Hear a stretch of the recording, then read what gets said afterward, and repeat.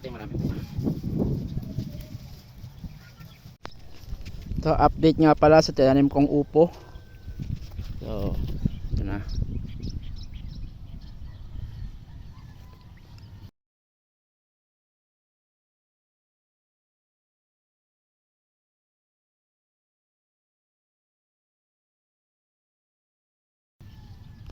Pagtapos ng kamatis na yan, so yung upo naman ang gagapang. Ayan natin na.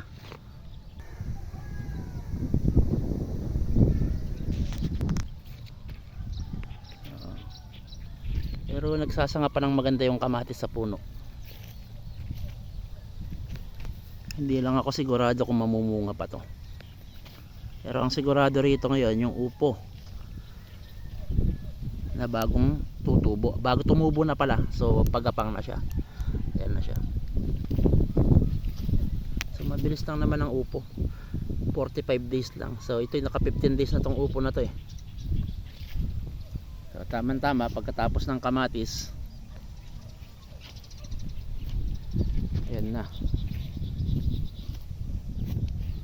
So sama-sama na sila dyan, alugbati, kamatis at saka upo.